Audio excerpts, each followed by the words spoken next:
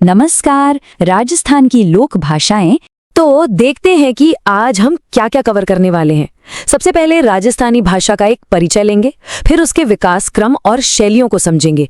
इसके बाद भाषा का वर्गीकरण देखेंगे और फिर राजस्थान की प्रमुख बोलियों को 2 भागों में जानेंगे और अंत में एक छोटा सा सारांश लेंगे। तो ठीक है, चलिए शुरू करते हैं हमारे पहले टॉपिक से, राजस्थानी भाषा का एक परिचय। इसमें हम इसकी संवैधानिक स्थिति और कुछ बहुत ही महत्वपूर्ण तथ्यों पर नजर डालेंगे जो इस भाषा की नींव हैं।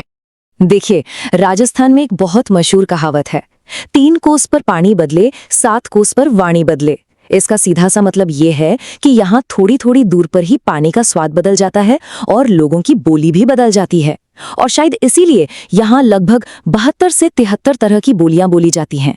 लेकिन एक बहुत जरूरी बात, इतनी विविधता के बाद भी राजस्थानी भाषा को अभी तक संवैधानिक मान्यता नहीं मिली है, जबकि हमारे संविधान की 8वीं अनुसूची में 22 भाषाएं शामिल हैं। अच्छा, इसकी अपनी एक लिपि भी है जिसे महाजनी या वणियावटी कहते हैं।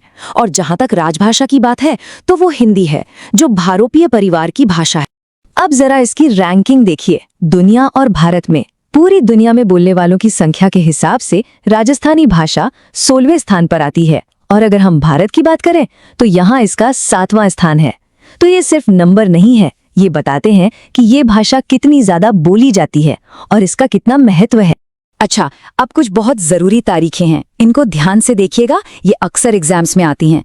हिंदी भाषा को स्वीकृति मिली 14 सितंबर 1949 को और इसे लागू किया गया 26 जनवरी 1950 को।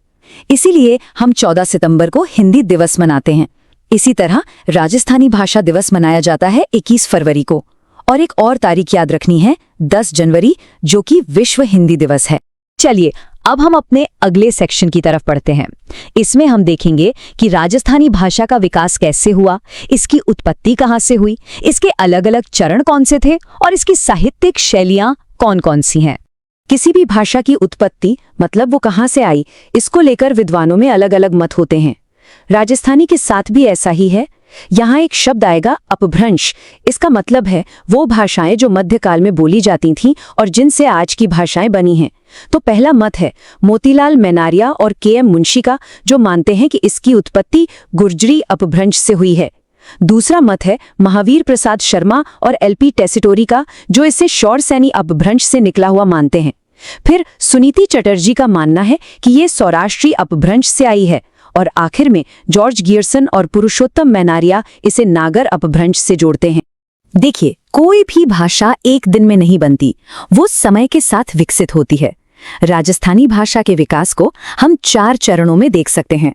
सबसे पहला चरण 11वीं से 13वीं सदी तक का, जिसे गुर्जनी अपभ्रंश कहते हैं। इसके बाद 13वीं से 16वीं सदी तक का दौर प्राचीन राजस्थानी का था। फिर 16वीं से 18वीं सदी तक मध्य राजस्थानी का समय आया और 18वीं सदी से लेकर आज तक जो रूप हम देखते हैं वो आधुनिक राजस्थानी कहलाता है।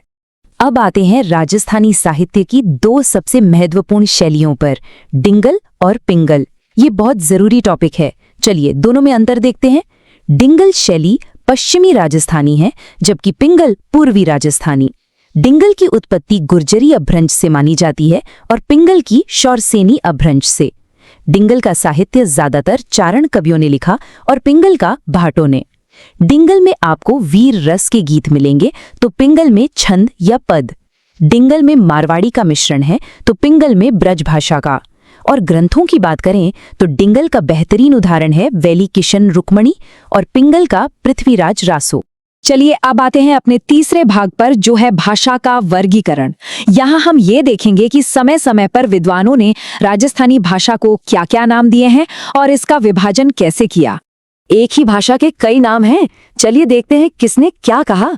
अबुल फजल ने अपनी किताब आईने-ए-अकबरी में इसे मारवाड़ी कहा है। उद्योतन सूरी ने अपनी किताब कुवल्यमाला में इसे मरु भाषा का नाम दिया। जो राजस्थानी शब्द हम आज इस्तेमाल करते हैं, ये नाम जॉर्ज अब्राहम गियर्सन ने दिया था। इसके अलावा जॉर्ज थॉमस ने राजपुताना शब्द का प्रयोग किया और कर्नल जेम्स टॉड ने रायथाना कहा। ये एक बहुत ही महत्वपूर्ण पॉइंट है, इसे जरूर याद रखिएगा।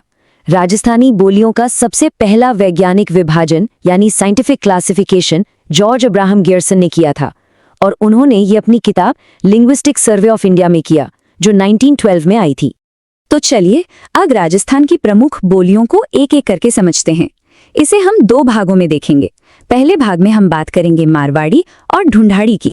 तो सबसे पहले है मारवाड़ी बोली। इसका क्षेत्र है जोधपुर, पाली, बाड़मेर, नागौर वगैरह।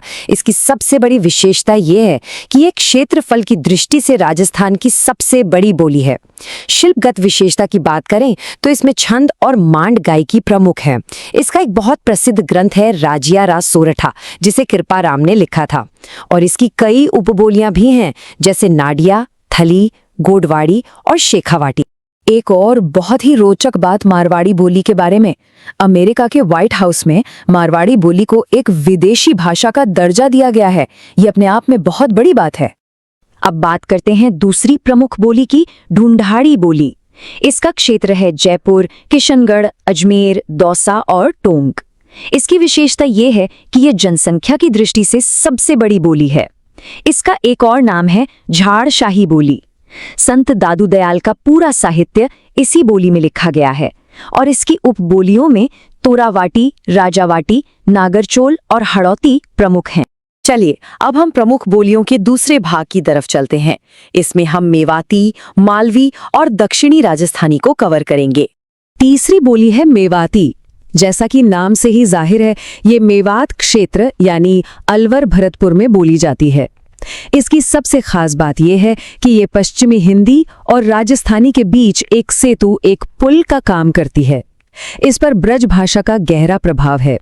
संत चरणदास जी और संत लालदास जी की रचनाएं इसी बोली में मिलती हैं और इसकी एक प्रमुख उपबोली है अहिरवाटी। चौथी बोली है मालवी। ये झालावाड़, बारा, कोटा, प्रतापगढ़ के इलाकों में बोली जाती है। इसे बहुत ही कोमल और मधुर बोली माना जाता है। इस पर गुजराती और मराठी भाषा का भी प्रभाव देखने को मिलता है। और इसकी उपबोलियां हैं निमाड़ी और रांगड़ी। रांगड़ी जो है वो मालवी और मारवाड़ी का मिश्रण है। और 5वां वर्गीकरण है पश्चिम दक्षिणी राजस्थानी का। यहाँ पर मुख्य रूप से निमाड़ी बोली बोली जाती है, जो कि भीली की एक प्रमुख बोली है। तो ये थी राजस्थान की प्रमुख बोलियां। चलिए अब एक बार जल्दी से आज की मुख्य बातों को दोहरा लेते हैं, एक छोटा सा सारांश देखते हैं। तो आज के पाठ में हमने राजस्थानी भाषा की संवैधानिक स्थिति और उसके विकास के चरणों को समझा और हमने भाषा की 2 प्रमुख शैलियों डिंगल और पिंगल के बीच अंतर को देखा और राजस्थान की 5 मुख्य बोलियों का अध्ययन किया। और जाते जाते एक सवाल, हमने शुरू में कहावत सुनी थी, 3 कोस पर पानी बदले, 7 कोस पर बाणी बदले। अब जब हमने इतनी सारी बोलियों के बारे में जान लिया है तो सोचिए कि ये कहावत राजस्थान की भाषाई विविधता को कितने सही तरीके से दर्शाती है।